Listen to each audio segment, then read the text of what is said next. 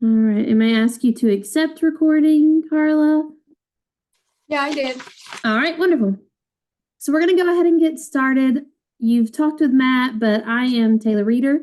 I am the Williamson County Horticulture Agent, and Matt Horseman is my colleague, and he is our Animal Science Agent and Master Extraordinaire of Pastures and all things grass, right? That's kind of like your thing, Matt, right? I guess I'm irrelevant at these days. Yeah, right now it doesn't really matter too much. But we're going to go through some of the resources we have to offer for y'all as participants in the Farming Fundamentals course. We're going to go through some things about the class. Anything that you have questions about, please feel free to unmute and ask or put in the chat box, and we're happy to get it answered. So with this Farming Fundamentals class, it is a year-long program. So this is something that it doesn't have a beginning and it doesn't have an ending. It's just ongoing. But you sign up for it, and when you sign up, from that point on, you have a year's worth of classes you can take, and they're outlined online. You probably saw them, the options that you have. This is our introduction to that. So you may have already taken a few classes. This may be your first time with us. So we're going to go over a little bit about the program, some resources we have for you, and then at the end, Matt's going to go through some of the cost share programs, which is one of the reasons why Farming Fundamentals was created to begin with. So, general overview, you can find on our website on that Farming Fundamentals page that you originally signed up on. You can see the requirements for the class, the schedule, and any kind of frequently asked questions that we might have about that. And I will take that. Well, it took us to Master Beef. I don't know why, but it did. Can you see my page, Matt?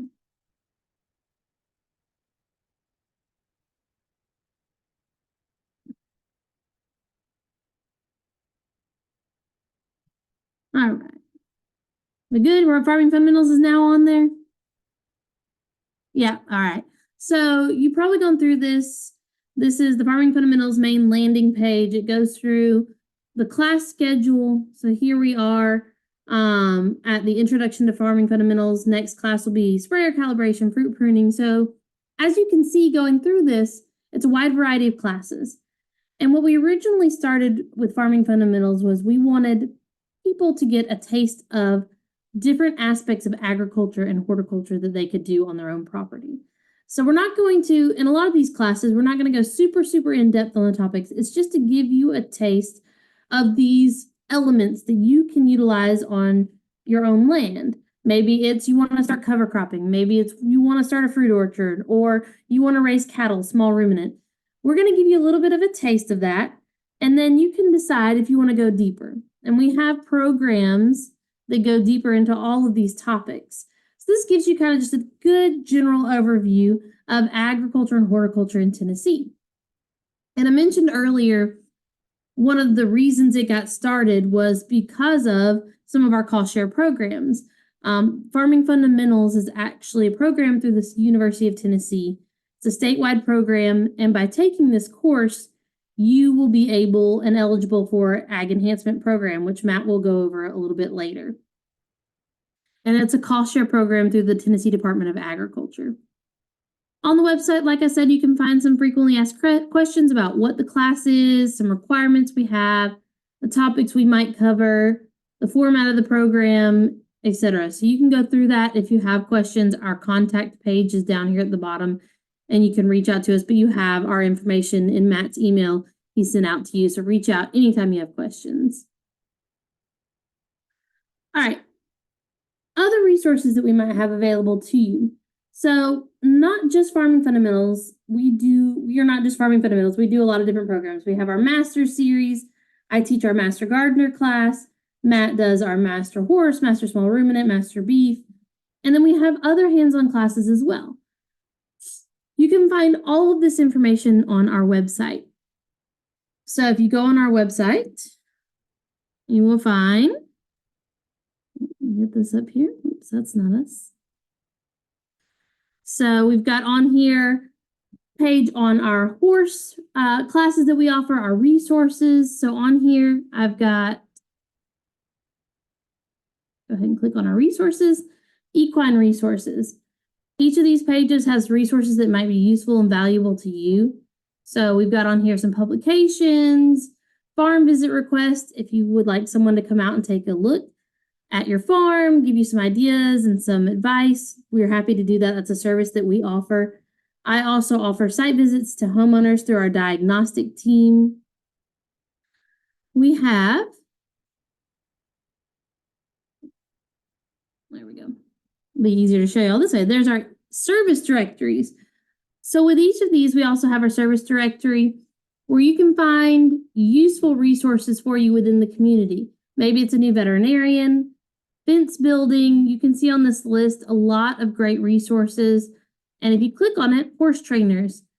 On here, Matt has put a list of different horse trainers nearby in our area that you can reach out to. Or maybe it's trailer maintenance and sales. You can see that list there. So on our website, there's a wealth of information that you can utilize that can help you with any of the practices you're interested in. We also have our sample analysis and diagnostics. So we also take in soil samples, forage samples, disease, insect identification. The information for each of those topics is right here on the website. It goes through, like, if you, let's say you wanted to do some soil testing, maybe you're going to start a garden, you're going to cover crop, you're going to do a pasture, you're going to try to grow some plants. The soil test is the first step in the process, and it's going to give us a great idea of what's going on and how we can better help you grow what you want to grow. It's going to be your best money that you spend on your property. It's going to give you a wealth of information. So on here goes through forms you may need for soil sampling, instructions on how to take it. We also have a rental page where you can go to, and we have things like a soil probe that you can rent, a drill, an auger, and a bucket if you're taking multiple soil samples, an armadillo trap if you need to trap some pesky armadillos. On here you can see our insect and plant diagnostics intake form, the email for our diagnostic team that helps with a lot of that analysis, our site visit information on forage analysis. All of those resources are on our website under our sample analysis and diagnostics page. And then, like I mentioned before, if you want a farm visit, we have a request page where you can go in and request a farm visit, whether it's to identify a weed, troubleshoot one of your problems on your farm, maximize the land that you've got. We can go through a lot of different scenarios and help you fine-tune what's going to work best for you and for your property. Also on our website, you'll see our upcoming classes. You'll see our calendar of events, basically. You can scroll through and see a lot of what's going on, whether it's in ag, hort, 4-H, family, consumer sciences. It's all on our webpage if you go to our events page. All right, get back on track.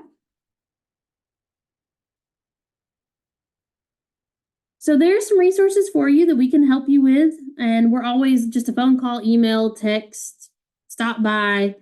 We're always available for you, whatever you might need. Other ways that we can stay connected, we have an Instagram that you can go, and we post relatively often about the classes we're having, upcoming events that we think you might be interested in. It's just a good way to connect with us and kind of see what we're doing, and maybe something might interest you. We have a Facebook page that also has a lot of that same information that you'll see on the Instagram. I showed you the calendar of events, and then we also have our YouTube page. And I will go to that in just a second and show you some of the other resources we have on that YouTube page. Hands-on classes. So this, as I mentioned earlier, Farming Fundamentals is kind of a part of that hands-on class. It was kind of one of the impetus, kind of the starting point of a lot of these hands-on classes that we offer. And if you go to our website, you'll see a page that says hands-on classes. And I'll show you in a second what that looks like. But it goes through, and really what we're trying to do with this is, like with Farming Fundamentals, year-long classes. Classes when they're most opportune. Classes when we can show you and teach you the best. Where we can, let's say we want to grow a garden, and we've got pest problems. Well, we can have a class when there's actually pests there, and you can get hands-on guidance on how to control those pests, how to monitor for those pests. We can have a fruit pruning class, and we can go out and prune fruit trees when they need to be pruned. The hands-on classes are so that we can better educate you through hands-on learning. A lot of people like to learn in a lot of different ways, but one of the best ways to teach someone is by getting your hands dirty, is by going out and doing. And so that's what these classes are for. They're to get out, go and do. We will also keep you up to date on some of those opportunities that may come up that may not be in Farming Fundamentals. So it may not be within that series of Farming Fundamentals classes that you signed up for, but you might be interested in. We'll let you know about those. Any field day opportunities, the university, research stations nearby as well. We have field days off and on, and we'll let you know of those. We always have our Fruits of the Backyard in about June or so, and that's always a fun one, and lots of different field days that you can be a part of. And then new publications. We're always putting out new publications through the university, and so we'll let you know when new ones come out that may be pertinent to you. I know we've got several new fruit resources. Obviously, I'm telling you about the ones that I know more about with horticulture, but we have a lot of new fruit resources. We have a lot of new to Tennessee. If you're new to Tennessee, we have a great guide called Welcome Home to Tennessee. So when those publications come out, when those resources are updated and we think they may be useful to you, we'll let you know. And we can also show you where you can find those on your own as well. So I will go ahead and show you our YouTube page. So our YouTube page is UT Extension Williamson County. So you just Google that on YouTube, Google that, and it'll take you to our YouTube page. And on here, you will see different videos that we've taken throughout the years. Maybe it's trimming goat hooves. You'll see pasture management, trail riding, a lot of great video information. Some are a little bit longer, some are really short, and just great resources for you to go through if you've got questions about specific topics. And the classes that we record here, we will put on YouTube, and we will offer them to you to go back and rewatch. Our Facebook page, if you just look up UT Extension Williamson County, make sure you put that UT extension because there is a Williamson County extension in Texas that we often get confused for. So make sure you're putting in that UT, University of Tennessee extension. And then one of the resources, publication pages that has a lot of our horticulture information is uthort.com. I just always put that plug in there. I will send you any publications I think you might be interested in and might pertain to the classes that I'm going to teach. But it's a great place to go and look up new horticulture information. All right. Matt, did I hit on everything that we needed to go through for that?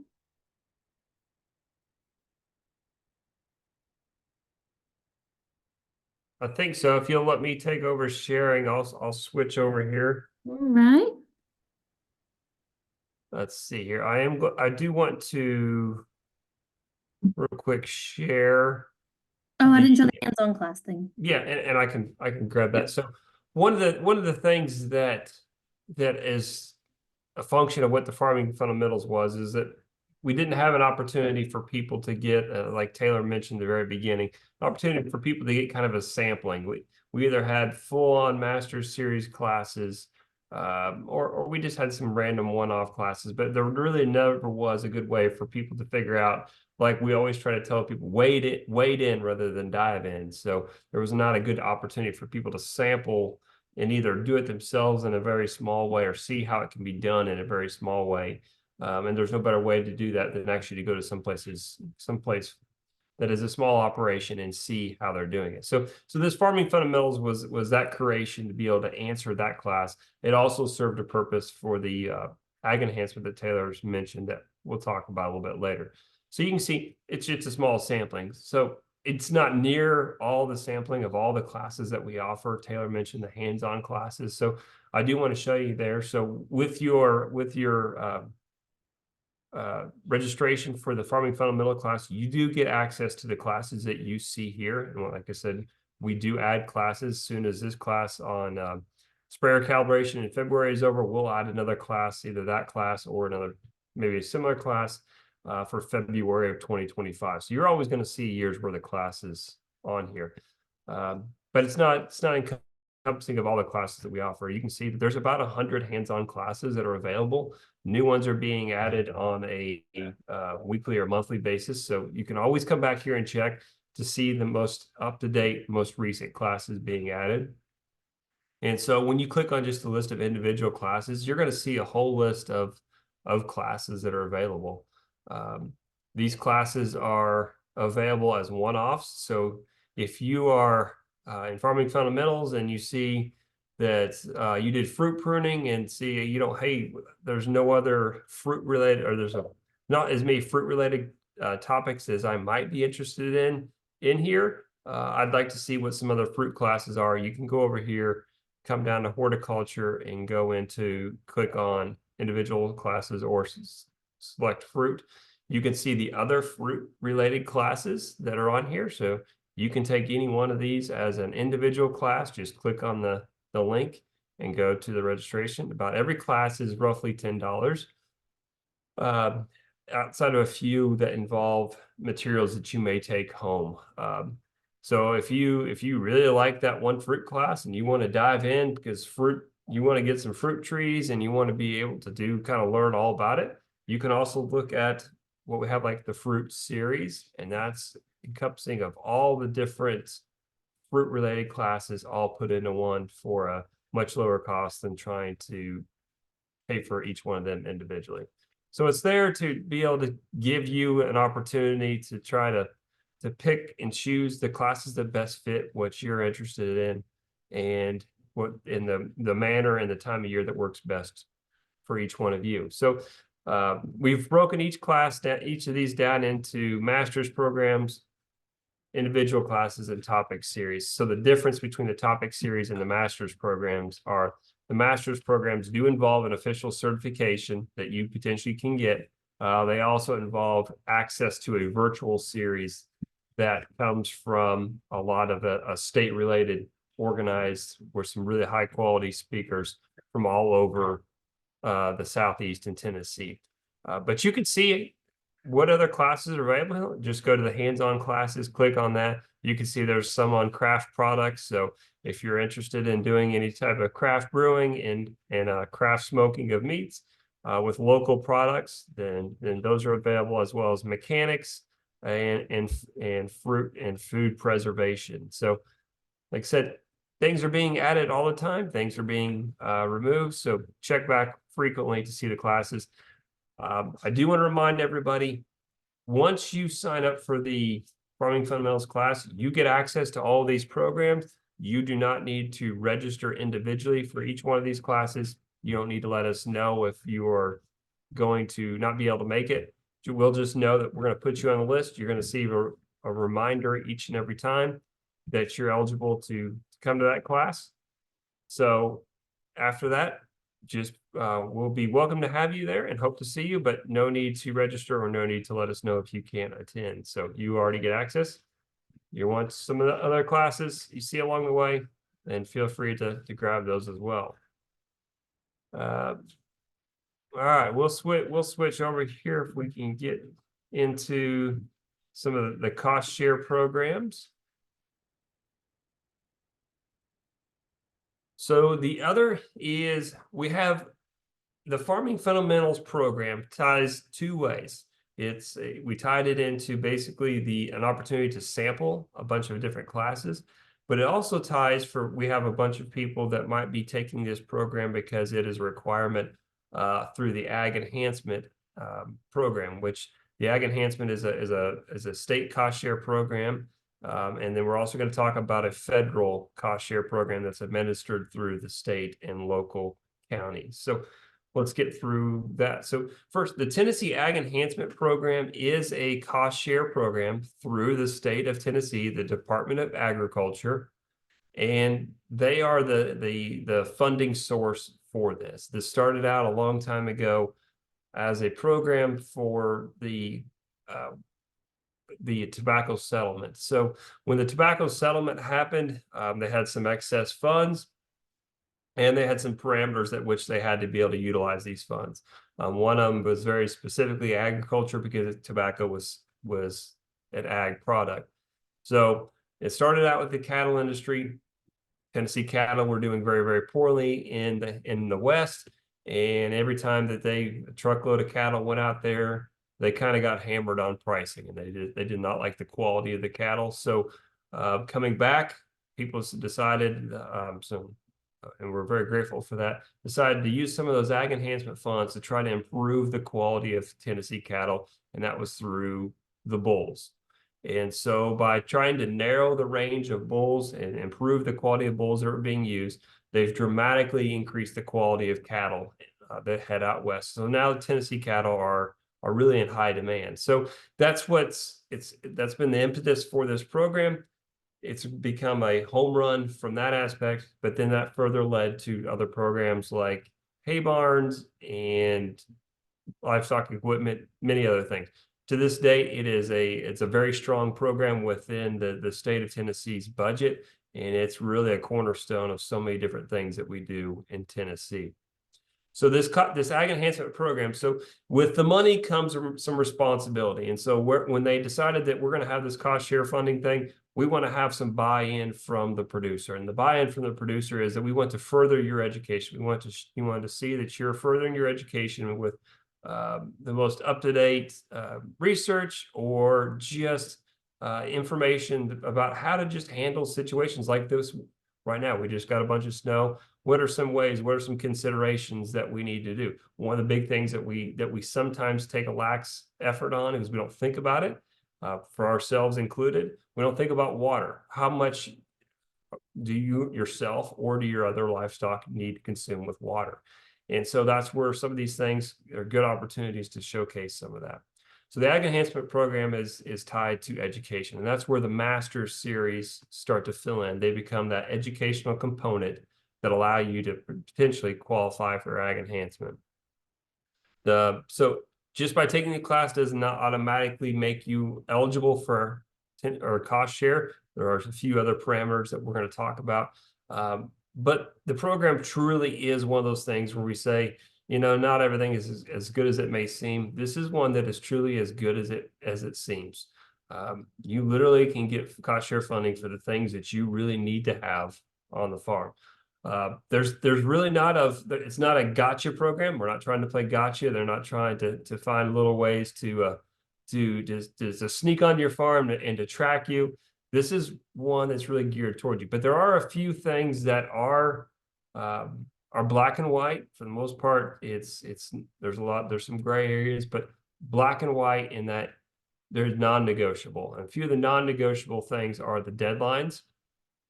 So go ahead and put a reminder on your calendar. October 1st through the 7th every year, this is the time and the only time that you can apply for Ag Enhancement. So October 1st through the 7th is the window for applying for Ag Enhancement. You have to turn in an application during this time. You don't have to have any other qualifications. You don't have to have a master's program certification. You don't have to have anything other than the ability to turn in an application during that time. For the issue with the farming fundamentals, the application A is the only program that we are going to be talking about. There is another program that we do talk about. It's not eligible with farming fundamentals, but as some of you may go through this program, you may find that you have interest in some agritourism or apiaries or a high tunnel or anything like that. There is another program with an application B. It's called Producer Diversification. Little bit different set of parameters, same timeline, different set of parameters for applying for that. So if you have any interest along the way, please don't hesitate to reach out to us about that. But we're going to talk in general about what is the main application A. So the non-negotiable components of it are you have to apply October 1st to the 7th.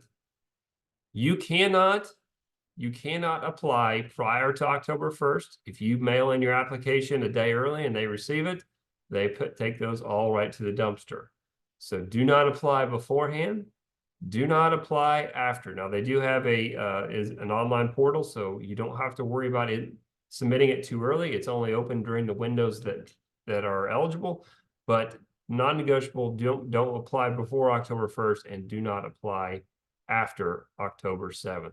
You will not be accepted. The second non-negotiable component is that purchases made prior to October 1st will not qualify. So if you have any interest in participating in this program, let's say you want to buy a livestock scale to weigh your animals and you really need it, so you purchase it on September 15th, go ahead and apply for ag enhancement, and then you submit a receipt that is dated September 15th. They are going to deny your reimbursement request. So anything after October 1st, even though you may not still are not completely qualified for ag enhancement, it still would be an eligible expense. So where the farming fundamentals really starts to tie in, this is a relatively new program. This is only its third year, but where it starts to tie in is we had a lot of different cost share areas for the ag enhancement. So we had some for the minimums for like master beef or for cattle is 30 head of cattle. Well, if you're a beginning farmer or you're kind of a small farm, you may not be able to have 30 head of cattle to be able to qualify for that program. And so realizing that a lot of people were just trying to get started, they wanted to provide kind of an entry point for people that are interested. And so that's where the farming fundamentals came around. They came to develop the beginning farmer application that has not a meeting minimum, and this is geared towards people not meeting minimums, and it is geared towards only a few of the program areas instead of a vast area. So we'll get into that down the road here, but this beginning farmers is the application A form for Tennessee Ag Enhancement. The program that is tied to for educational component is the farming fundamentals. So these are the kind of the deadlines that we have to talk about. May not mean a lot to you if you've never applied or haven't seen it, but here's the application timeline, October 1st through the 7th. You're not going to know if you've been approved until about mid-December. You can still purchase any item between October 1st and that time, and it could potentially be approved for reimbursement, but you're not going to officially know if you're approved for that program until mid-December. Once you receive this packet in mid-December, you are officially approved in the program, and so now you can be reimbursed. You're going to get your reimbursement packet in January of the following year. And then once you receive that reimbursement packet, you can officially apply for reimbursement of whatever item that you did purchase. There are some deadlines for each one of these programs of the program areas, and that's to kind of spread it out and to make sure that there is a beginning and an end to the program. One thing I really want to tell you, so you'll see that livestock equipment has the earliest deadline of April 1st. So that means you have to purchase your item, have it sitting at your house, pictures taken, and submit your reimbursement prior to April 1st. This is really key right here, this decline funding deadline. So life happens for everybody, and we completely understand it. You apply for something in October 1st, and life happens between then and let's say March 1st. Let's say you had planned on purchasing a hay barn or livestock equipment, corral panels. Well, somebody got sick in your family and you're not going to be able to move forward with that project right now. As long as you turn in this piece of paper that declines the funds prior to a month before the request deadline, which would be so March 1st, as long as you submit that back to them, they're going to say no hard feelings, please apply again next year. If you just go to April 1st and go, you know what, I'm not going to do it this year, and do not turn in this decline funding and just forget about it, they're going to say, oh, no, thank you for not submitting. And if you try to submit maybe next year, we may just kind of throw away your applications or put your applications to the side for a while, for a couple of years, and we might come back to you a little bit later. So be mindful of that. They have a budget, so they're trying to make sure that all their funds get utilized. And so if you turn that in, they might be able to utilize those funds in another form or fashion. So just be kind, turn in the declined funding if you have any issue. If you have an issue that arises, don't worry about it. But here's the rest of the deadlines for the program. So we just talked about the non-negotiable. For the most part, there's a few other things. The whole idea is this program is the non-negotiable. It's there to protect the program. Like any good things, there's some bad actors out there that are trying to find ways to skirt the system or to get more than they're probably entitled to. And so this idea is not to play gotcha. We talked about that earlier. We're not trying to play gotcha. We're trying to protect the integrity of the program. So what sometimes gets kicked out is, let's say you have a husband and wife and they each inherit some land from each of their families. Maybe one is doing cattle and another person is doing sheep and goats. And so they try to do two different applications for their same operation. And even though they have two farms they have inherited, they're jointly filing with the IRS on their schedule if they're jointly filing together. So that is considered one application. So actually what would happen is if you both applied, they're going to kick both of them out. So you actually lose by having two applications in the system. So only one application.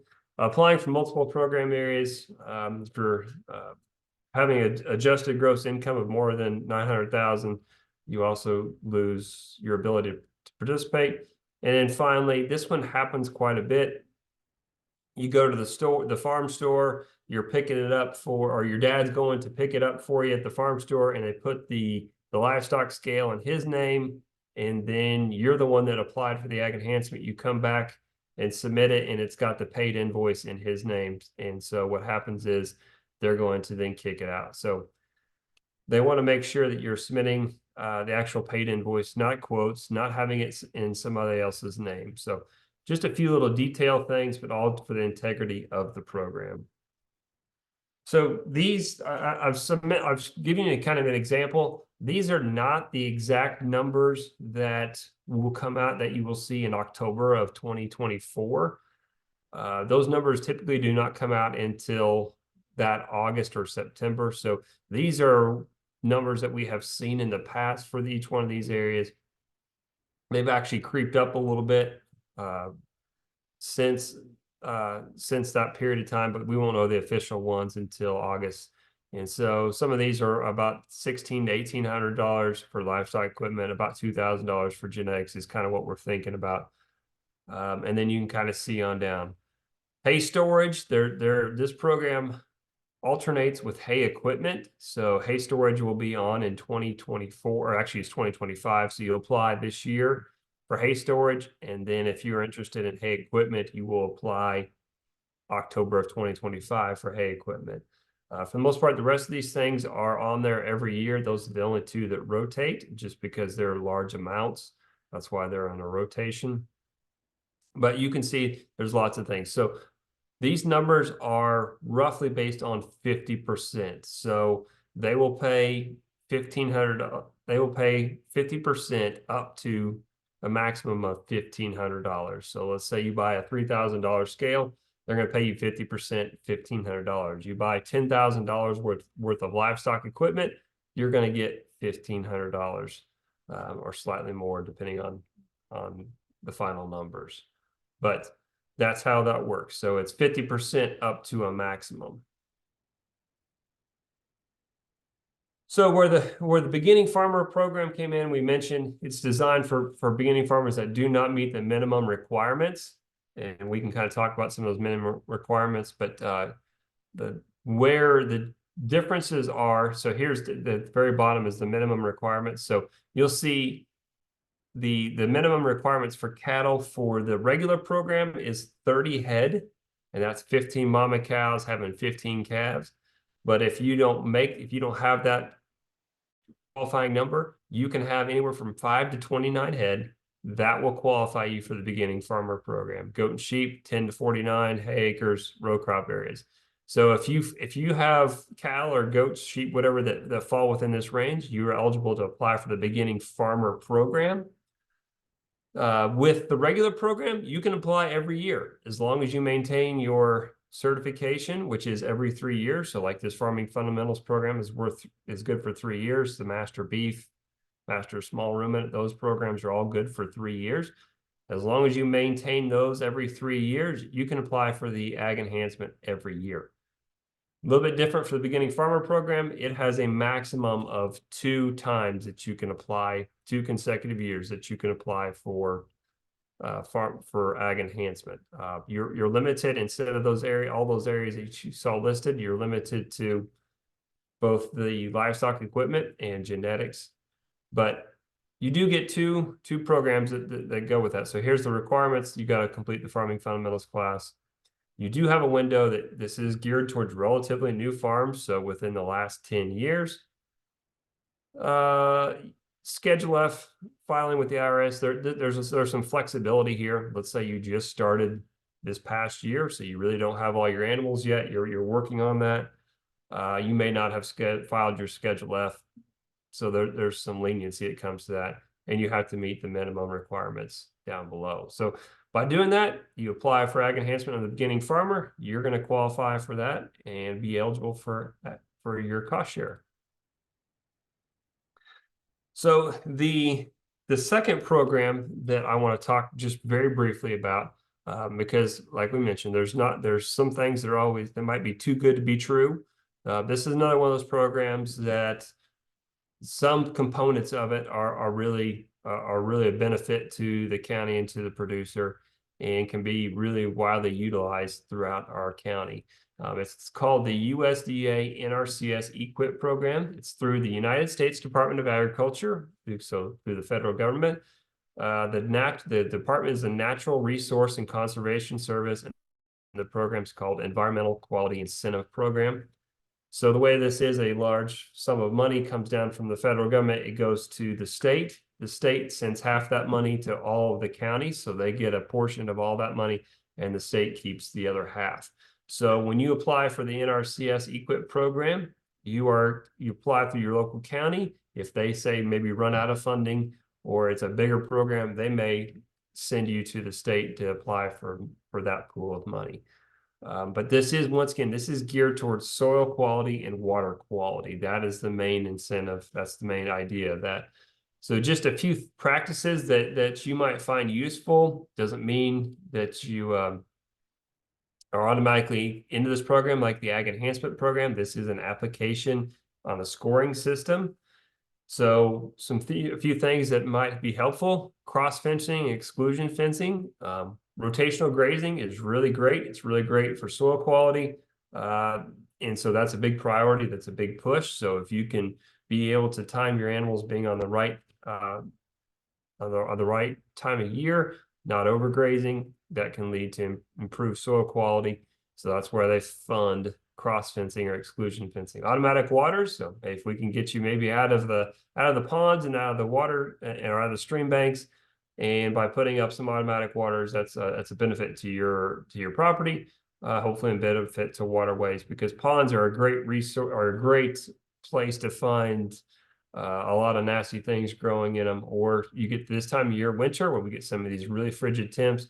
We hear some really sad stories where cattle are thirsty. They get out on the water, especially calves, and they break through the ice, and there's no good way to save them. So that's why if we get the opportunity, sometimes you can't, but if you can, isolate out ponds or isolate them where they can only access them from one little site. That's a good place. High tunnels, we mentioned, that's a good opportunity potential for this area if you're interested in getting into some high tunnels. Forestry management and then forestry and wildlife practices also fall in there. Once again, this is a let's see. This is a, well, going the right direction.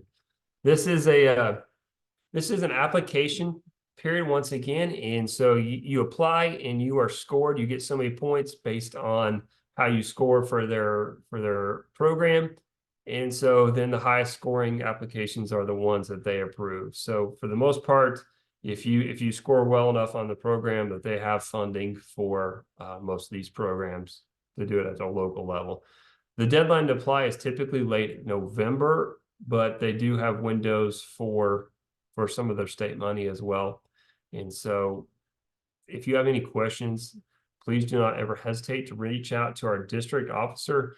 For the NRCS, his name is Trent Cash. He's located in Franklin, and he's very knowledgeable about all these programs and can lead you in the right direction. And is really good about knowing which programs are beneficial and which ones might involve a few more hoops that you may not be able to jump through. So at that, I think that kind of concludes what I have about the Ag Enhancement Program and the NRCS EQIP program. And so hopefully that gives us a little bit of information. Invariably, because these programs do involve a little bit more intensity, there's a lot of moving parts there. I highly recommend anybody has any questions regarding the program, please do not hesitate to reach out to me. We have got more information on the website. But I'm one of those people that, hey, I need to talk to somebody, talk it through just so I can understand it. So do not ever hesitate. If you have questions about the program, reach out to us and let us know. But they're a component of the Farming Fundamentals program, which is a really great program. Whether you plan on using it for the beginning farmer, the ag enhancement side, or you're just trying to use it for the learning information side, the experimenting side, it answers a lot of those questions. So I did want to mention that there are some virtual components to this. This is one of them, but there's also going to be a few other live classes that we're going to do. They may cover tax basics. They might cover business basics or marketing basics. So trying to help for those that might have some interest in building a little bit of a business, or trying to make sure they're running their operation the correct way from the IRS standpoint. So we'll have some experts that come on and do some of those sessions. And so those will be live as well as recorded. And then we'll also provide kind of a library of a few types of content that might be interesting to some of you that are participating in this from the beginning farmer aspect, where you're trying to make this part of an operation. Small scale as it is, but part of an operation. So we'll have a little bit for everybody that is participating in this class. Once again, you pick and choose what works best for you. It's designed for you, and so we want to make sure that it works out for you. Taylor, anything you may have? No, I was going to mention the virtual component, but you went ahead and gave them that information. So I think otherwise, unless you have any questions. If you'll stop recording, then we can